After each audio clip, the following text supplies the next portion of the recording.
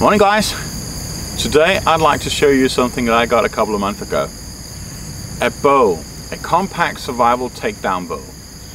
Many years ago, back when I was a teenager, I was very passionate about the ways of the Indians. I studied them intensively. I was sitting in the library and I was studying whatever they had, their ways of life, their way of hunting and sheltering and cooking and purifying water and hunting.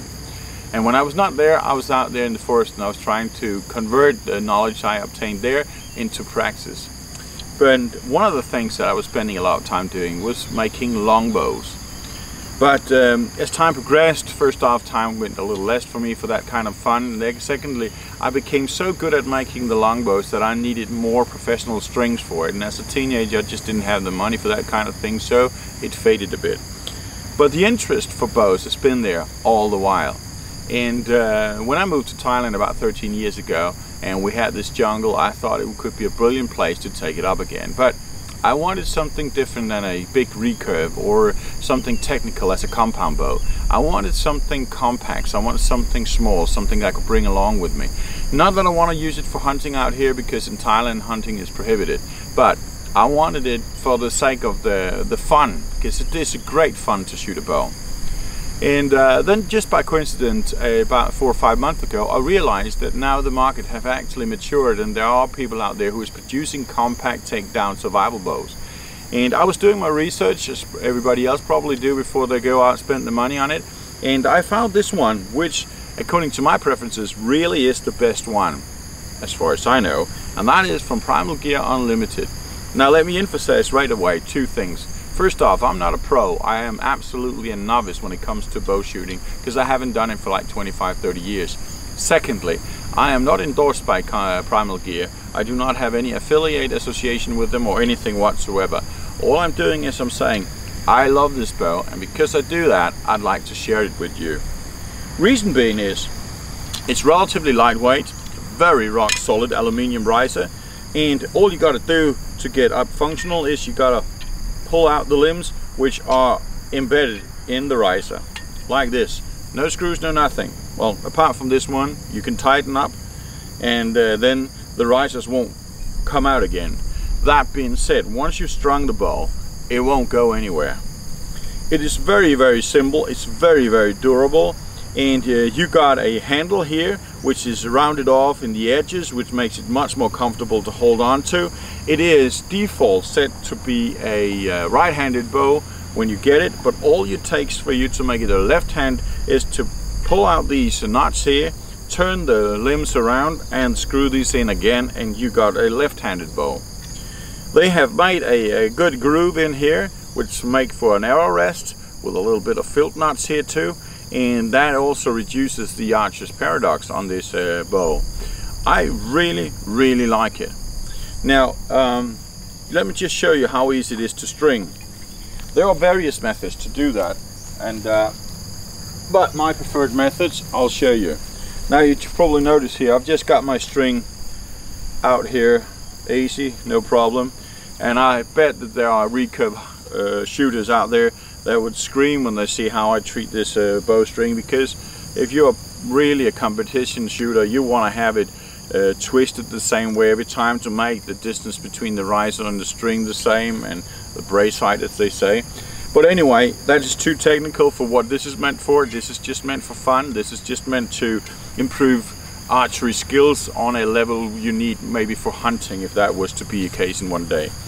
What I do is, the string here is got 2 loops, and they got a big one and a smaller one. The big one, you take it on the top limb, just pull it down there.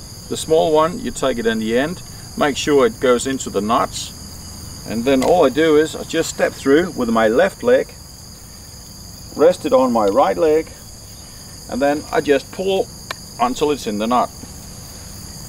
And boom, there you got a bare bow, long bow, ready to shoot. The only modification I've done to this bow is I put a knot on it. And this little knot here is basically just to make sure that every time I put a arrow into my bow, then I have it at the same spot and I know exactly what I'm doing. I have seen YouTube videos about durability for this bow. And there was one guy I can't remember his name. If I remember it by the time I post this video, I'll put the link down in the description. But he actually had it tested by having it strung for a full year. Had it in a car, outside a car, rainy weather, sunny weather, cold weather, hot weather, whatnot. Using it every now and then not. After a full year, never unstrung it, never put the string off, he finally took it off to see how damaged or how conformed these limbs would be. And he was prepared to consider maybe 3 or 4 days would be a decent amount of time for them to return back to straight so they could be folded into the bow.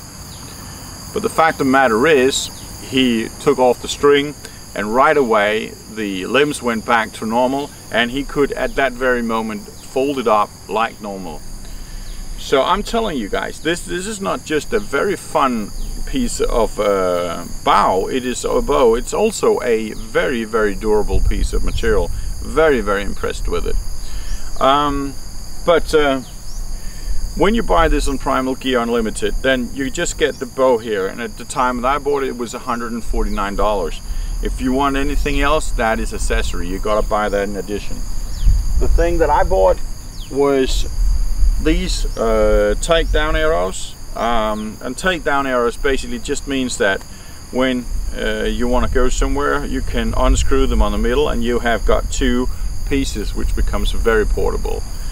Easy to carry around, incognito, nobody needs to know that that is what you carry. And obviously these carbon fiber arrows, they can also have their tip removed, because as it is right now, this is just for training, but you can take it off, screw it off, and you can put whatever tip on this one, whatever arrowhead you want for instance hunting. And they have also got things like that there you can buy if you want to. Remember, I've not been endorsed, I don't have any affiliates with them, I'm just telling you how it is. And I'm telling you how it is because I can stand by this one in terms of how wonderful it is to work with. But how does it then shoot? Well, there are people out there who says it's a very accurate bow. I find that a little bit amusing because I believe that the archer is really what is the accurate person in this equation. But that being said, it is a very easy bow to get accustomed to. It's a very easy bow to learn. But let me give you a little advice if you're new into this kind of archery and kind of hunting or bear bow shooting. One of the questions I had when I bought this one was, how many poundage am I going to buy? It turns out that Primal Gear Unlimited, they have got 4 different kind of draw weight. They got 40, 45, 50 and 55 pounds draw weight. And obviously I do not mind if this bow has the capacity to go out hunting for hogs or rabbits or something like that. So I needed something that really could do the punch. But a bit of research turned out that 40 pound is actually very much indeed accurate, and I think that's the reason why Primal Gear Unlimited, they started out with 40 pound, because 40 pound really does the job. So the reason why I chose a 40 pounder, because this is a 40 pound bow, was because I realized that if I wanted to become good at hunting, if I wanted to become good at hitting my target, I had to train, I had to rehearse, I had to do it over and over again. And if I bought myself a 55 pound bow, I would probably end up getting way too tired before I became good at it. So considering the fact that you can buy the limbs separately and then you can upgrade for whatever you want, then I thought I wanted to go for the smallest one. Later on I realized something very important, and I actually asked Fendt before I bought this one about it. Said, what kind of poundage do you suggest? And I really got a lot of vague answers I couldn't use for much. But when I got it, I felt like, wow, 40 pound is really a lot. I mean, when I pull this one here, I can feel it in my shoulders if I'm not warmed up yet. And when I made a test of it, it turns out that I'm actually pulling 47 pounds on this bow here. And how does that happen? Well, I'll tell you, and that comes with my advice. When somebody is telling you how much a bow is pulling in draw weight, it is measured by 28 inch of draw. But if you're a big guy like me, I'm 6'1" and I am 230 pounds, I'm a big guy. When I'm pulling this one, I'm pulling beyond the 28 inch, and every little millimeter, whatever you're pulling beyond that, you would increase the amount of poundage you pull with. So that's the reason why I'm pulling at 47 pound on a 40 pound bow.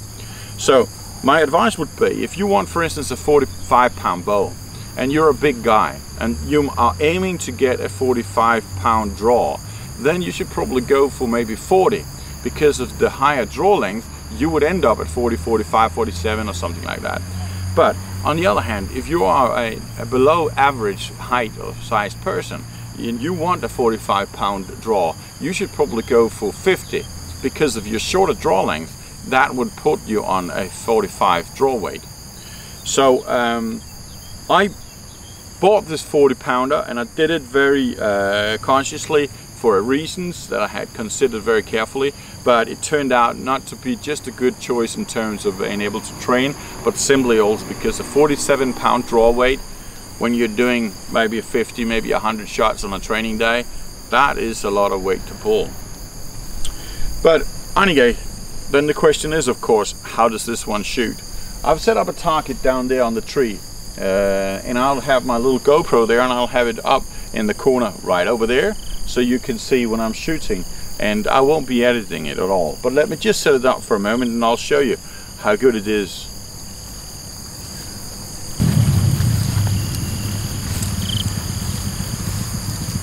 Alrighty.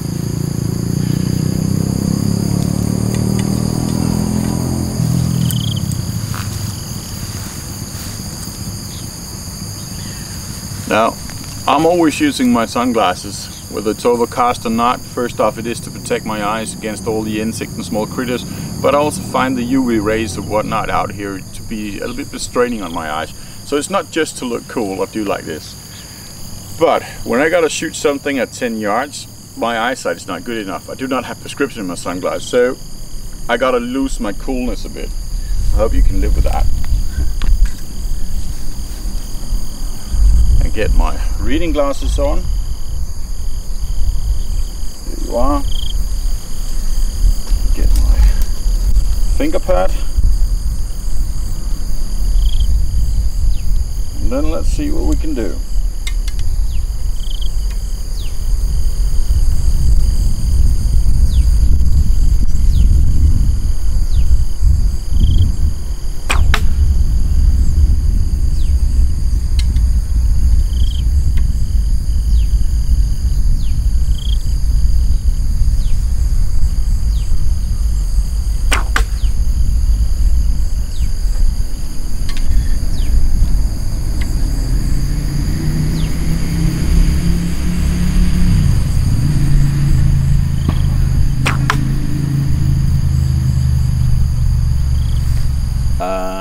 It is a very, very good bow. It's a very accurate bow, and I can only highly recommend it.